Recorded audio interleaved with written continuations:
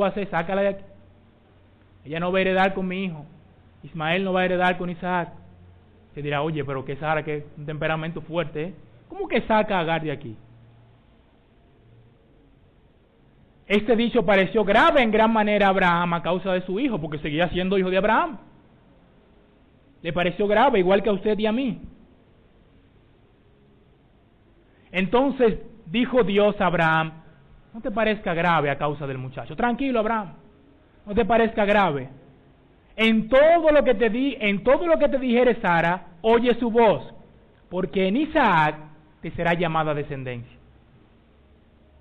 Yo voy a cuidar a Ismael.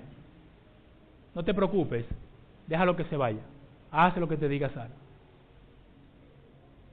Y también del hijo de la sierva haré una nación, porque es tu descendiente. Dios le dice a Abraham, Abraham, yo te voy a dar tu descendencia por Isaac, pero también del hijo de la egipcia, de Agar, yo te voy a hacer una descendencia también.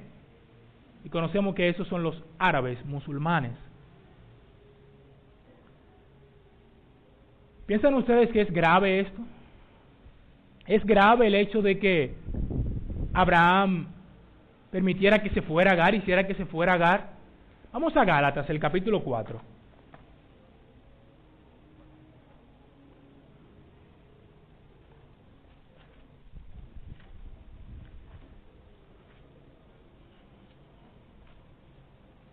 Gálatas, el capítulo 4. El apóstol Pablo hace de manera increíble una alegoría, lo que se conoce como una alegoría, de Sara y Agar. ¿Qué es eso? Él hace una especie de aplicación a nuestras vidas, que nosotros podemos entender de esa historia verídica que pasó. Él nos enseña algo muy interesante. En el libro de Gálatas, el capítulo 4, a partir del versículo 21.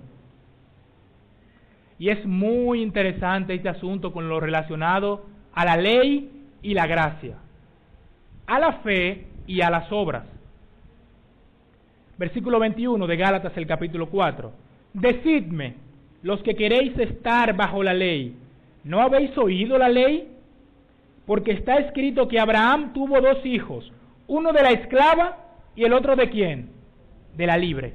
¿Quién era la esclava? Agar. La libre, Sara, ¿verdad que sí? Pero el de la esclava nació según la carne, mas el de la libre, ¿por qué? Por la promesa. Lo cual es una alegoría, pues estas mujeres son los dos pactos. El uno proviene del monte Sinaí. ¿Qué es el monte Sinaí? ¿A qué se refiere el monte Sinaí? ¿Qué pasó en el monte de Sinaí? ¿Qué se dio en el monte Sinaí? La ley, ¿verdad que sí? El cual da hijos para esclavitud. Esta es Agar, porque Agar es el monte Sinaí en Arabia y corresponde a la Jerusalén actual. Pues está junto con sus hijos, está en esclavitud. Mas la Jerusalén de arriba, la cual es madre de todos nosotros, es ¿qué? Libre. Porque está escrito, regocíjate, oh estéril, tú que no das a luz, prorrumpe en júbilo y clama, tú que no tienes dolores de parto, porque más son los hijos de la desolada que de la que tiene marido.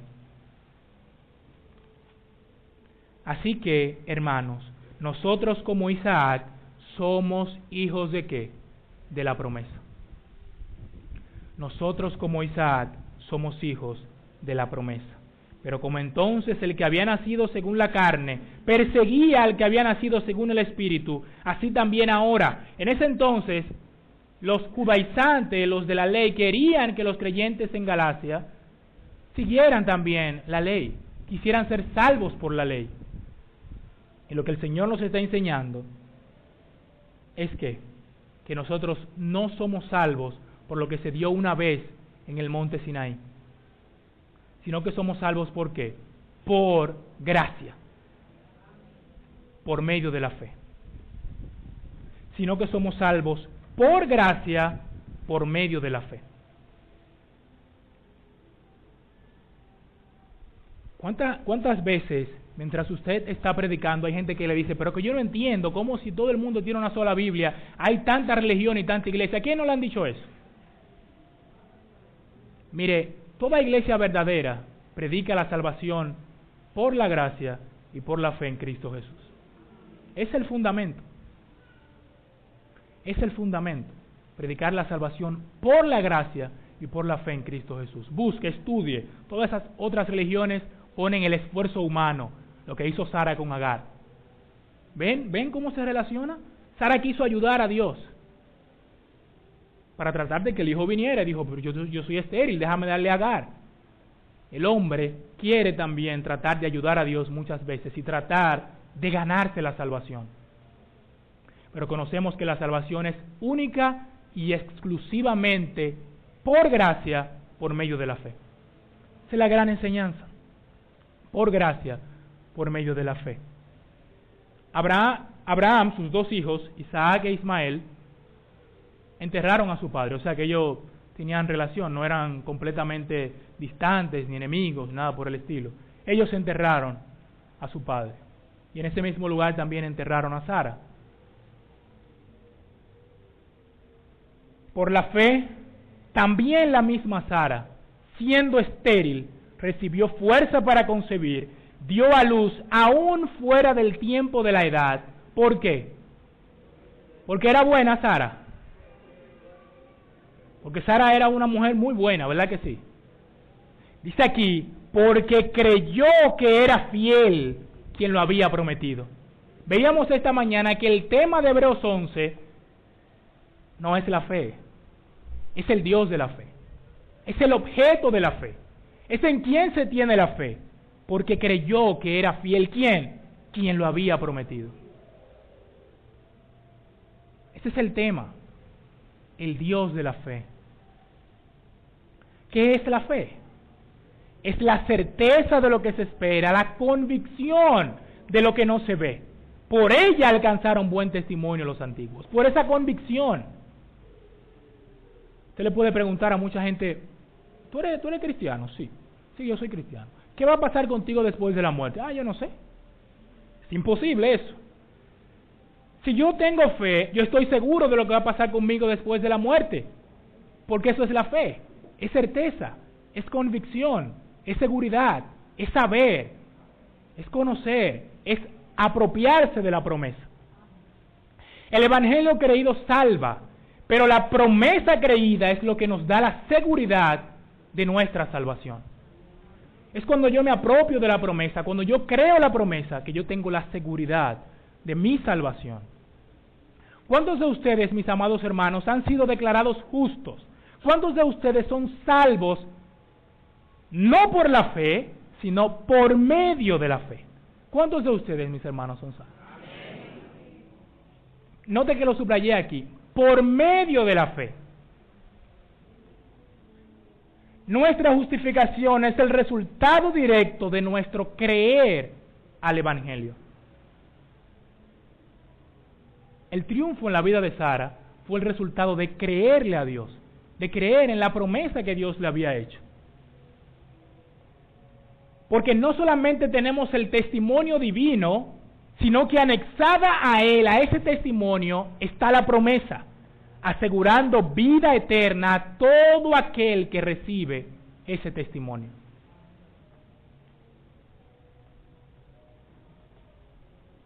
La obra de Cristo por nosotros es el objeto de nuestra fe.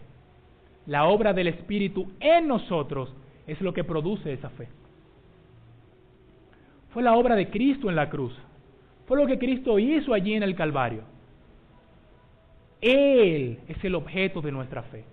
En Él es que tenemos que tener nuestra fe.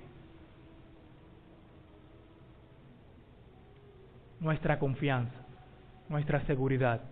Mis amados hermanos, yo no quiero terminar este tema de Sara con relación a la fe sin señalar lo siguiente. La fe no es ¿qué? La fe no es nuestro médico, sino que nos lleva al médico.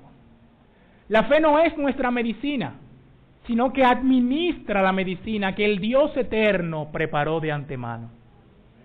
La fe no es nuestro Salvador. No fue la fe la que nació en Belén. No fue la fe la que murió en la cruz. No fue la fe la que resucitó al tercer día. No es la fe que está sentada a la derecha del Padre. La fe no es perfección. ¿O acaso fue perfecto Abraham? ¿Fue perfecto Noé? ¿Fue perfecto Abel? ¿Fue perfecta Sara? ¿Fue perfecto Moisés? La fe no es perfección. De hecho, una fe débil, muy débil, si toca al perfecto, todo está bien. Ese es el objeto de la fe. Llevarnos al perfecto, llevarnos al eterno. La fe no puede expiar ninguna culpa, no puede lograr ninguna propiciación, no puede pagar ninguna pena, no puede limpiar ninguna mancha. Ahora, ¿qué sí puede hacer la fe? La fe nos lleva a la cruz.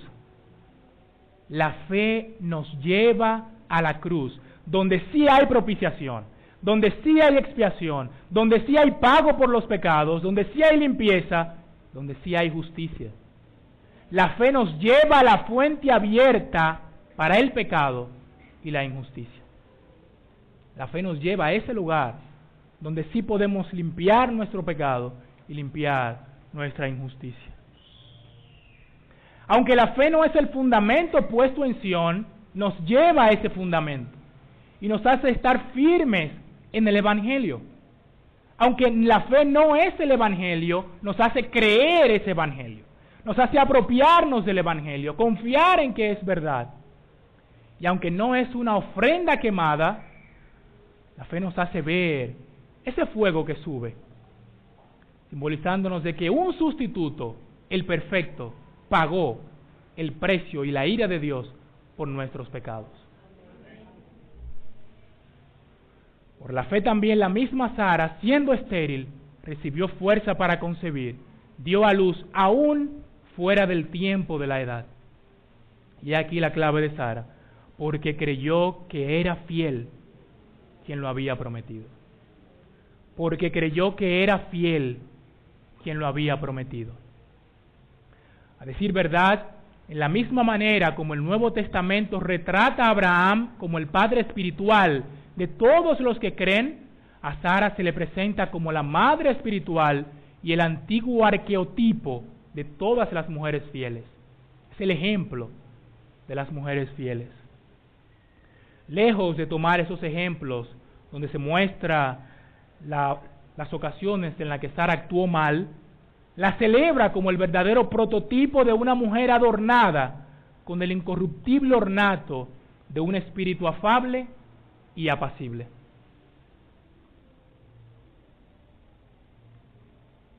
Porque creyó que era fiel quien lo había prometido. Mis amados amigos que están aquí sin Cristo, como escuchamos en el versículo hace ya unos minutos, el que tiene al Hijo tiene la vida, pero el que no tiene al Hijo no tiene la vida.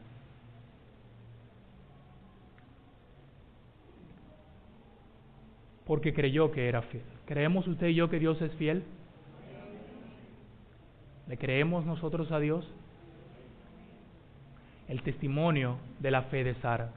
Con la ayuda de Dios, el próximo domingo en la mañana vamos a ver ese testimonio marcado en la primera epístola del apóstol Pedro, el capítulo 3, los versículos del 1 hasta el 7.